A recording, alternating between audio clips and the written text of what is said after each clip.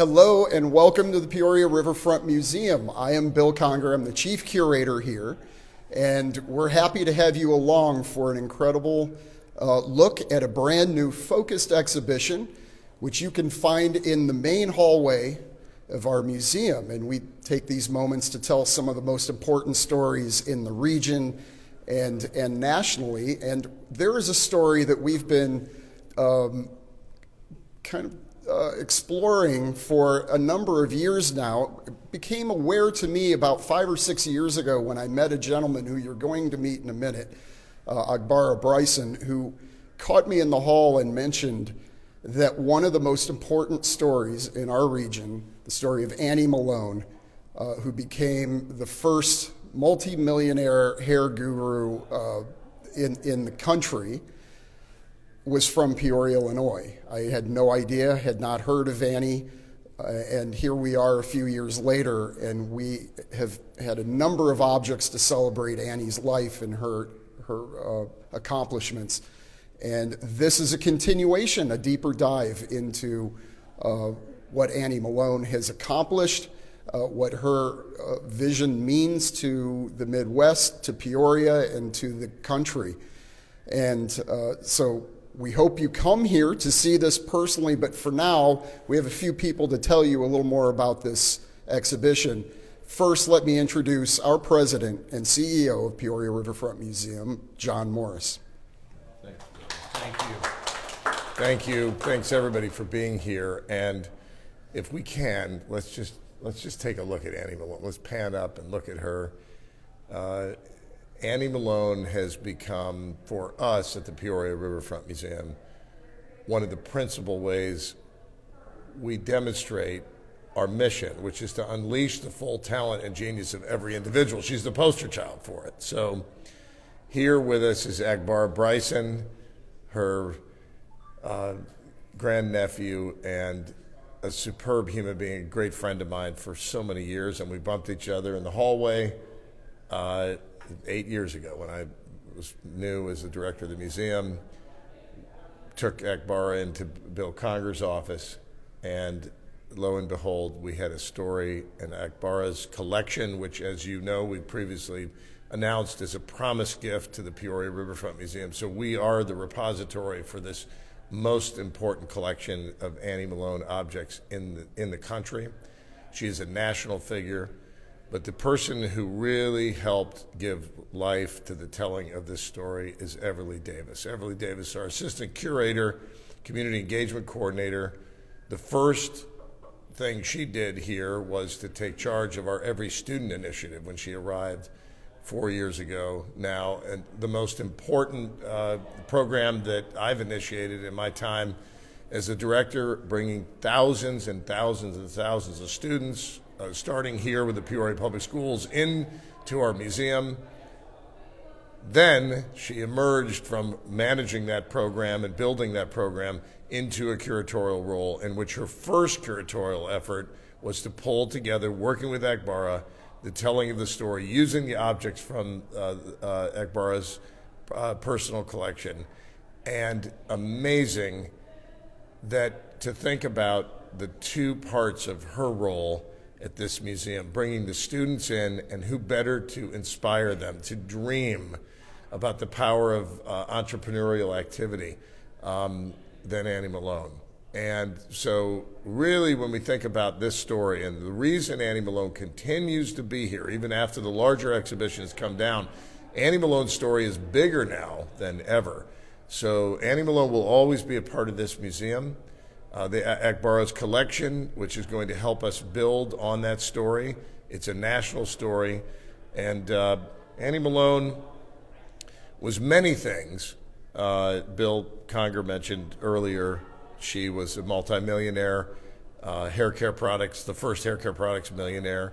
As a black female, she was a pioneer in everything she did. But Annie Malone, above all, if she were standing here today, I think would tell us that she was a person of faith. Her Christian faith was deeply embedded in her. It was a part of why she was a charitable giver. And so it is a sweet, perhaps irony, that on this Easter weekend, we lift up the story of Annie Malone one more time. I think, Agbara, she would appreciate that. So here to really tell us more about Annie Malone, what this case is going to be, and the fuller story of what we plan to do, help me welcome our assistant curator, Everly Davis. Thanks, John. This, as it's been previously stated, is a continuation of Annie Malone's story. She is such a multifaceted individual, and after talking with Agbara and going through over 300, can you believe it, over 300 objects within this Promised Gift collection, we wanted to focus on the beauty of giving, which is what this case has been titled.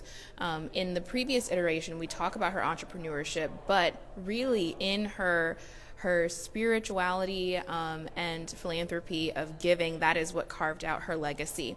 So in this case, you're going to see a few selections from the Annie Malone collection, including what the prices looked like for those items at that time. What are the tools that were being used in the 1950s in kind of the second iteration of her business.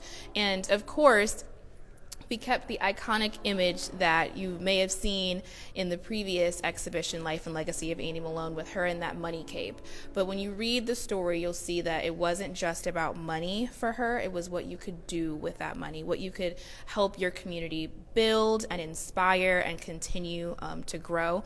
And without Agbara, we wouldn't be able to share this story with so many of you. So thank you again for working with us as we continue to tell all the facets of her story. And without further ado, I'd like to welcome James Agbara Bryson. Well, first of all, I want to thank the museum, the leadership, Everly, and all of the wonderful staff here. I tell you, I didn't know anything about Annie Malone. I knew that my grandparents would go back and forth to Chicago, but I mainly knew them as just farmers right outside of Spear. What I would see on occasions, my grandmother and grandfather, they would really get clean, go to getting suits, cars, drive to Chicago, bring back Annie Malone's nephew and my uncles. And I would ask my mom, I said, where are they going? Well, they're going up to Chicago to see Annie and Poro. So what is Poro? But I remember seeing little,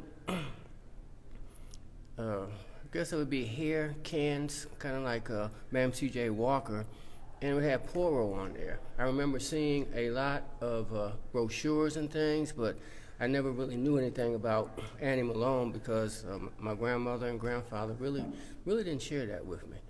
But upon their death, they gave a lot of those things, and thank goodness my grandmother was a meticulous record keeper. She'd have nickels and dimes, OCD, but that came in really handy because all the pictures and the collection that we have, they have people's names on there. They have the years, where they are. We was really overwhelmed by all the things that were left. We had a garage full of some would consider junk, a whole bunch of junk, but it really turned out to be treasures.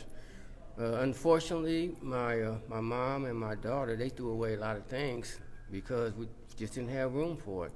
But even in spite of them throwing away many of the things, I don't know, there's still things there that I'm scared to look at. I'm still kind of recovering from the Annie Malone effect, but even with the things that were thrown away, it was still a lot of treasures and material that was still left. So I just said to myself, actually, Annie Malone, she still visits me. It's a spiritual thing. She's the one that guided me.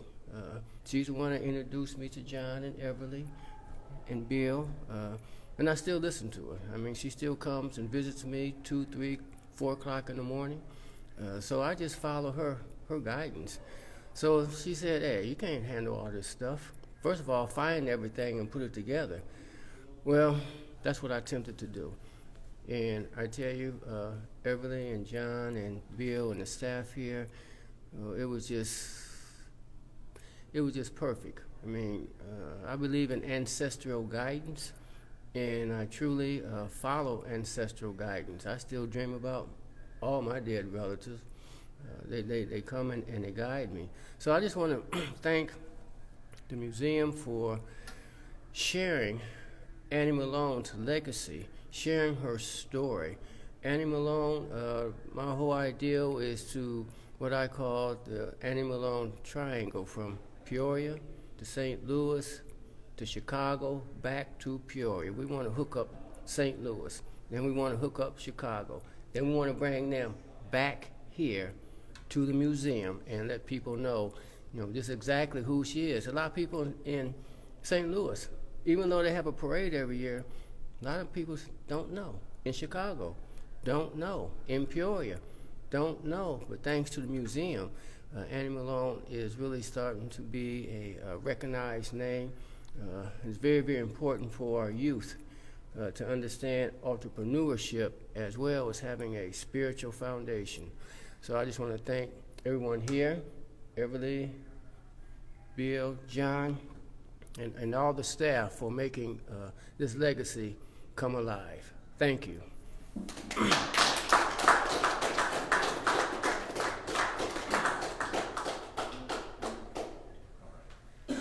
Thank you. Thanks, everybody, for being here. And thank you. Wishing everybody a happy Easter weekend, happy Passover, from all of us at the Peoria Riverfront Museum and from Annie Malone. God bless. Thank you.